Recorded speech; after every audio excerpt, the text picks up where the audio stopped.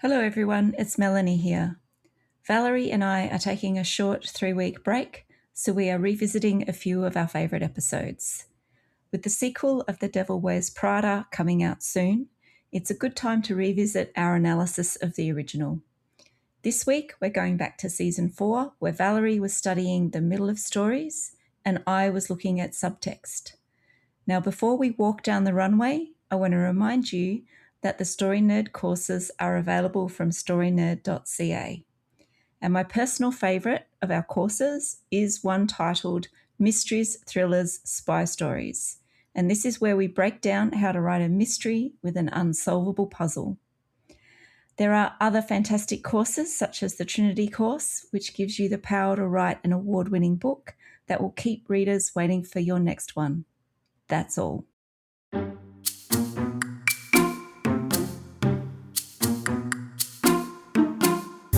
If you want to write stories your readers will love, there are 3 things you need to do. Understand storytelling principles, see how other writers have applied those principles, and then use them in your own work. Here on the Story Nerd podcast, our goal is to demystify story theory.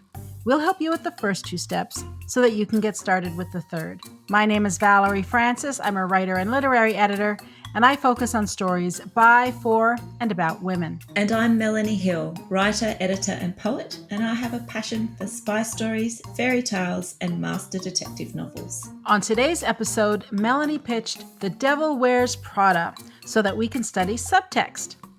This 2006 film was directed by David Frankel from a screenplay by Aline Brosh McKenna and based on the book The Devil Wears Prada by Lauren Weisberger. Of course, there will be spoilers because we can't talk about the movie without talking about the movie. And as always, we would love it if you could give the show a rating and review. For Apple Podcast listeners, you can do it right from your phone. Just scroll to the bottom of the landing page for the show and click some stars, 5 of them preferably. It's that simple. All right, Melanie, what do you have for the genre? All right, so this week, I have to admit, I'm not confident with my picks, but I've got for the global genre a worldview maturation, and for a secondary genre, I didn't really have one. I'm sure there's one there, but by hyper-focusing on subtext, I couldn't find one. So what did you have? I think the global genre here is a performance business story, given Andy's object of desire, and that the film is about how she performs at work, kind of like Legally Blonde that way. And the value that's at stake here in the story, she even goes to the negation of the negation. She is publicly honored, but self-ashamed. And that's the scene that's toward the end when she's in the car with Miranda. For me, the secondary genre is status admiration, which is a principled protagonist rises without compromise. All right, so we are different this week, but instead of talking about it in a great deal of detail, I think some of this will come out in our discussion going forward. So I'll talk about some of the obvious but interesting examples of subtext in The Devil Wears Prada. So, and it's really obvious, and of course, when you think about it, it makes a lot of sense if it's a movie that involves the fashion industry. So first we look at Andy's wardrobe, and this is what really tracks her internal and external changes throughout the movie. But it's not just the clothes she wears, it's also who helps to dress her. And at the start, Andy dresses herself, and her choice of attire is a lot like Daphne's from Scooby-Doo. She's got tartan woolen skirts and brogue types of shoes with lumpy jumpers. And when Andy starts to care about her job as the junior personal assistant for Miranda Priestley, the editor-in-chief of Runway magazine, she asks Nigel, the art director, for help. Now, Nigel reluctantly starts to style Andy and select her clothes for her. But by the time Andy accompanies Miranda to Paris for Fashion Week, she's selecting her own outfits and styling herself. Now, and Nigel makes the comment that his work here is done. So that's a really good and obvious way to track a lot of, the main subtext of this movie is through those 2 things. Now, as Andy's knowledge of the fashion world and her confidence as Miranda's assistant grows, Andy starts to sell out. She starts to forget what is truly important to her, and we see this via her personal relationships outside of work. She ignores her father during dinner and accidentally closes the door of the taxi on him when she's trying to organise flights for Miranda. And she continually turns up late and tetchy for dinner with her friends and her boyfriend until finally he breaks up with her. Now, the clothes and Andy's involvement in Miranda's world provide us with a physical representation of those internal changes that she's going through. And we all understand why Andy is undergoing such a shift in priorities. And I think this is really clever as well. So she needs a job to pay the rent. And that comes out and is stated really obvious in one scene of the movie. And also, as Emily says, and I quote, "If you work for a year for Miranda, you will get a job at any magazine you want," end quote. And Andy wants to be a journalist. So they're two pretty big carrots and pretty good reasons why she would continue to go along with this job. Now, along with Andy's fashion evolution, I've just noticed that there are a lot of shoes, handbags, and coats in every shot where the runway workforce is. And again, this is on theme for a movie that is set in the fashion world. And maybe it's expected, but when I really started to watch this movie and drill down into it, I couldn't help but notice how many there were. And maybe it's my fascination with shoes as well that I found an affinity with some of the workforce. However, all right. Andy is a real fish out of water at the beginning of this movie, and it's clear that she believes the world of runway and haute couture is frivolous. Miranda turns out to be a sadomasochistic boss. Why would Andy stay? Now, I've talked about her need to pay the rent and the lure of getting a journalist's job anywhere, which is very enticing, but there's a repeated phrase which is, "This is a job millions of girls would kill for." And this is said repeatedly to Andy when she talks to people about working for Miranda. Now, this repetition serves a few functions in the movie.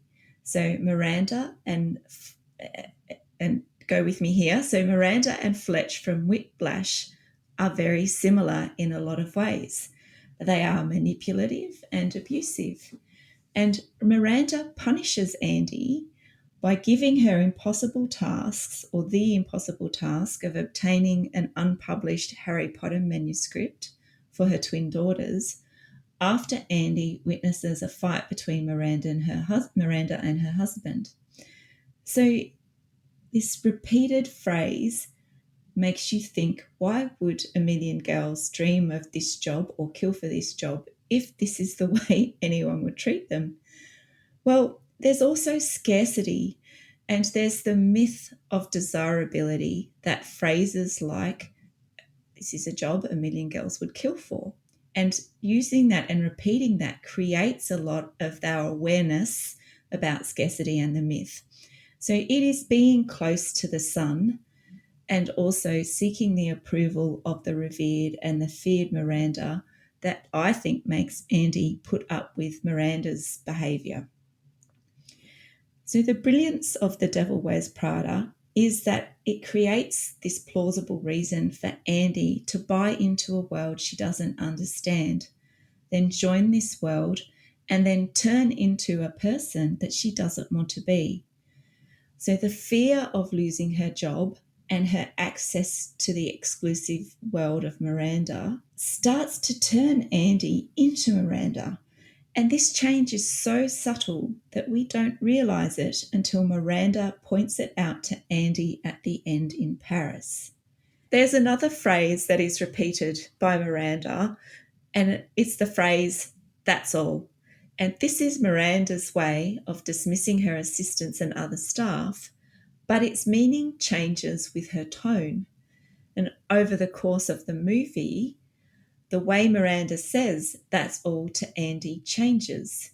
It becomes less dismissive and more respectful, if that's possible. But this is really good acting, and it's not always something that we can do in writing, unless we set up a lot of things to make sure that the tone changes as well. But anyway, this is a really good thing to watch, and there's a subtlety in the way that Meryl Streep delivers this over the course of the movie.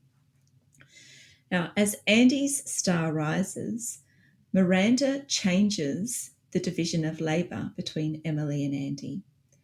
Emily is very clear at the beginning that she is the senior assistant and Andy is the junior.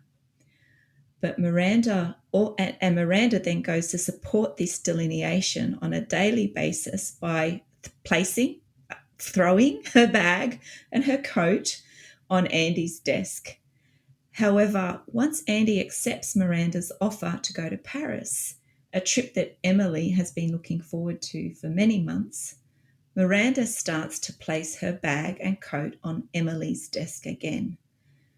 So Emily, in this same scene, has also been given Miranda's gopher tasks again, which is something that clearly was Andy's job to do. And Miranda seems to enjoy creating that chaos for her assistants anyway, but she's given those back to Emily at this point of the movie. At the beginning of this season, I talked about how subtext and text we use in Home Alone to set up and pay off certain events in the story. And the wonderful thing about The Devil Wears Prada is that the opposite seems to happen here, or the subtext and the setups have multiple payoffs. So there are examples where setups are created via the dialogue, so in the text, and then paid off by subtle action, so the subtext later on in the story. Then here's an example of what I mean. When Miranda goes to a preview of designer James Holt's collection, Nigel explains what Miranda's facial expressions mean. So 1 nod is good, 2 nods is very good, and there's only ever been 1 smile on record. And then if Miranda doesn't like something, she'll shake her head. And if she purses her lips, then it's a catastrophe. So Miranda does purse her lips at James's collection, but she also has a smile for Andy at the end of the movie when she sees Andy across the street. But the smile is done off scene for Andy, but something that we see as the audience. So we know what that means because that setup has been really clearly put there and then paid off when she looks at the rest of the collection and James has to go away and redo it. But then it comes around again at the end of the movie when we see her smile when she gets into the car. So I think that's really clever and a very efficient way of using characterization and having multiple payoffs after an initial setup. And the smile is to me, that's an element of subtext. And it doesn't have any words, but I thought that was a really clever thing to do. Now, there's something new that I'd like to raise this week because the character of Miranda presents some novel subjects via the subtext in the movie. Now, Miranda obviously has a great deal of power and influence, and Nigel says at one stage that Miranda's opinion is the only one that matters in the world of fashion. And it is this way because of the power and the influence that she wields as the editor-in-chief of Runway. But we don't fully understand how powerful she is until we see her manipulate her own boss into changing his mind about replacing her as the editor-in-chief. We learn that the same coercive control Miranda has over her staff, which is where she leads by creating fear in her employees, is the same control she has over her own boss. To avoid losing her role as the editor-in-chief, Miranda provides him with a list of all the designers and models who will follow her if she leaves that magazine. And he is clearly not happy with this in the scene when she announces or her coup d'etat actually becomes apparent to those who are in the know. But it's a really interesting and not surprising when we see it aspect of her character, but also I think it looks at leadership. So what I'm highlighting here is how Miranda's character is created not only by her title as the editor-in-chief of Runway, but more specifically by how she leads the magazine and the team who produce it. Now, there are also some terrible messages in this movie. Andy's weight is commented upon frequently, and we all know that Anne Hathaway is not fat or big. Andy comments at the beginning that she's a size 6 when Nigel is roped into helping her with her clothing choices. And at the end of the movie, when Andy's successful, she's a size 4. We also see Emily starving herself in preparation for going to Paris with Miranda. And we also see in the cafeteria scene that it's only Andy that has substantial food on her plate, and it happens to be soup. And then Nigel comments that the main ingredient of chowder is cellulite. So I think that that's not necessary. It's not surprising, but I don't always think that it's a positive message that we actually want to be sending. Now, this is not a perfect movie by any stretch, but the subtext I found really serves the story. It's used to support the setting, and it helps create the characters. The costumes represent Andy's internal world and her maturation arc. And Miranda's character is clearly shown, or the complexity of her character is clearly shown through the text, and is also represented in the subtext through her actions and her leadership style.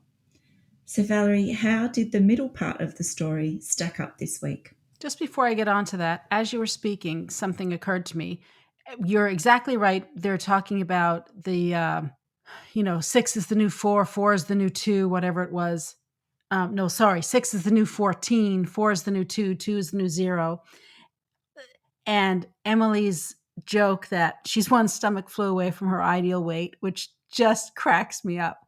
So in the fashion world, in the extraordinary world, you have people who are starving themselves to death, but Andy's boyfriend is a chef, and he's making her grilled cheese sandwich. Fancy grilled cheese sandwiches, but grilled cheese sandwiches. So there's the difference between, the starvation in the extraordinary world. And if you're starving yourself, what happens? It's death, right? And Miranda's very cold, and, there's all that's sort of how that world is presented versus the nurturing and the food and the happy times with her friends and her family.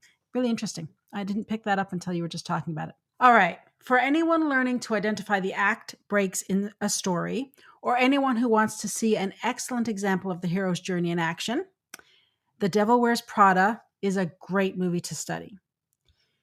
This is a linear Archplot story that follows all the quote-unquote rules of storytelling. There's nothing fancy about the structure, nothing at all. But it's solid, right? It's a solid pitch straight down the middle, right over the plate. In terms of the math of storytelling, and I talked about this last week, so if you haven't heard that episode on 4 Weddings and a Funeral, go back and listen to that. The math for The Devil Wears Prada breaks down like this. The beginning is 24%, the middle is 50%, and the end is 26%. Now, if you listened to last week's episode, you'll remember that I referenced a man named Greg Hartley. He's a body language and interrogation expert from a YouTube show called The Behavior Panel. And he says that, quote, an organism does what makes the organism successful. And this is a great way to think about the hero's approach to the extraordinary world. So Act 1 of a story is the ordinary world. Act 2 of a story is the extraordinary world. So Andy's extraordinary world is her job at Runway. Yes, she does start it in Act 1, but it's not until Act 2 that she takes it seriously. That's when she decides to double down on her efforts, because she knows that if she can last a year in that job, she'll be able to work for any magazine as a journalist. In other words, she'll get her object of desire. And Melanie, I think it's really interesting that you and I have honed right in on the object of desire this week. A little side note here, because I love me a good side note. The Devil Wears Prada is also an excellent example of the objects of desire. Now, the object of desire has a lot of names. It's also called the protagonist's want. Personally, I prefer the term object of desire a lot more because it better describes what's happening at the story level. Like, we want a lot of stuff in life, right? But there are a few things that we desire so badly that we'll do absolutely anything to get them. So here, Andy wants to be a journalist, and she wants that so much that she is willing to endure a full year as Miranda's assistant to get it. And I agree completely with the comparison between The Devil Wears Prada and Whiplash. Whiplash, another performance story, by the by. So for Andy, this means devoting her entire life to the fashion world and to that way in living. It means morphing into one of them, sacrificing her relationship with Nate and her relationship with her friends. She is sacrificing a lot. So think about your protagonist's object of desire and consider what lengths she'll go to get it. All right, back to The Devil Wears Prada and this concept of an organism does what makes the organism successful. In Andy's ordinary world, she has a great work ethic and a can-do attitude. That's what made her successful as a journalism student. So, when she enters the extraordinary world, which is her job at Runway, she brings that same work ethic and can-do attitude with her. She thinks that if she just works hard enough, she'll make it through the year. Emily doesn't think she will. Neither does Nigel, and neither does Christian. Andy takes this as a challenge, or perhaps even an affront. As expected, in the extraordinary world, Andy is immediately tested. This is what happens in the extraordinary world. There's a terrific montage of her trying to keep up with the daily office duties and the regular errands for Miranda. And it starts with, as Melanie pointed out, all these times that Miranda just throws her purse and her coat on Andy's desk. It's a tough job and it's exhausting, but Andy triumphs. She hangs in there. So after this montage, she ends, on a bit of an upswing. She still has her job. The next main challenge comes when Miranda's flight has been canceled due to a storm, and Andy has to book a new flight from Miami to New York for Miranda. And of course, this is a challenge that she fails because nobody is going to fly in a storm that bad. But Miranda is livid. It means that she has missed her daughter's concert. Now, how does Miranda retaliate?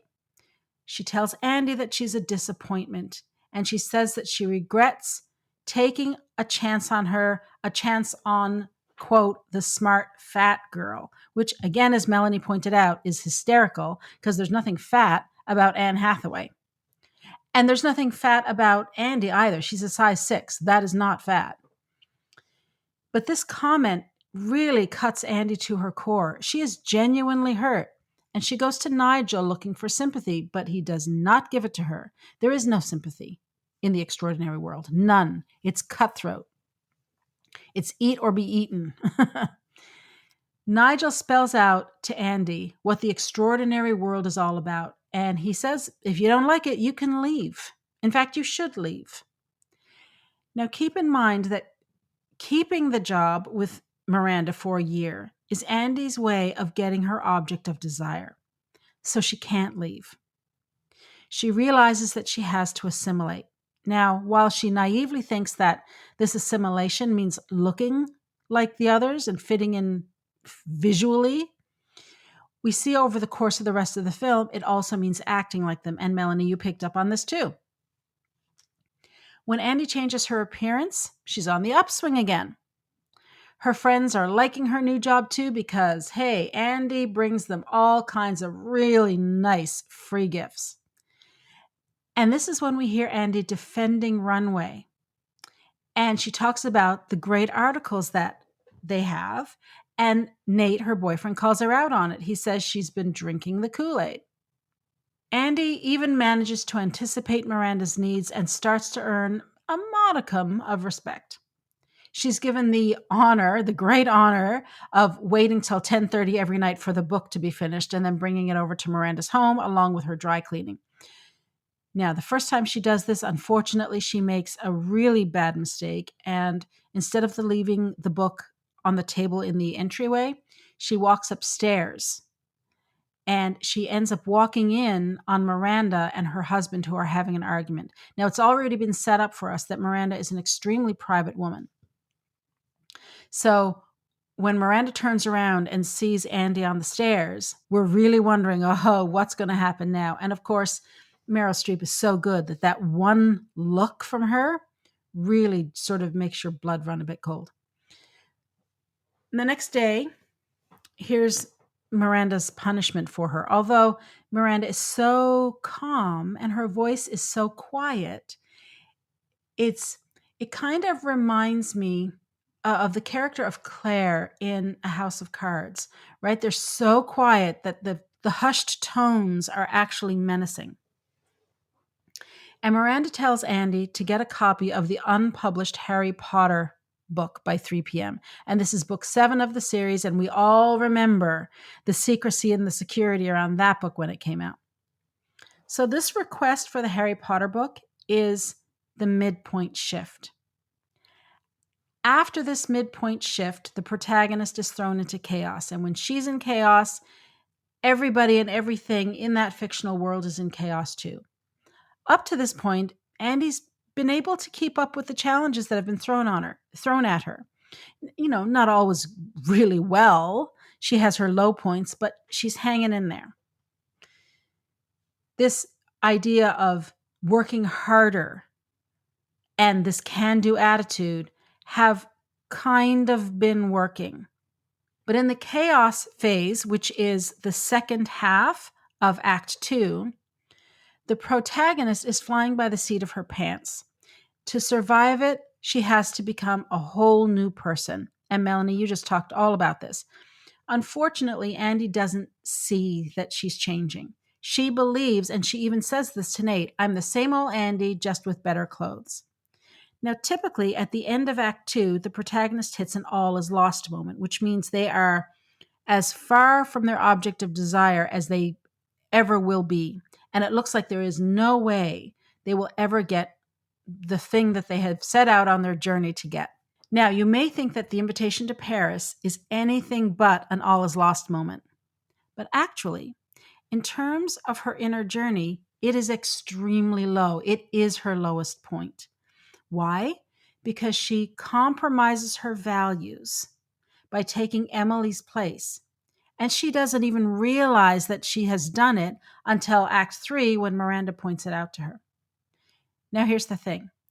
During the entire film, Andy keeps saying that she doesn't have a choice. And this is a key element of the status admiration genre. Why? Because status admiration is all about a principled protagonist who rises without compromise. She chooses, the principal protagonist chooses not to compromise her principles. Basically, that's what it's all about, her choice and how she behaves. So when Andy does compromise her values, what's happening is that she's spiraling further and further downwards, and she's moving further and further away from who she really is.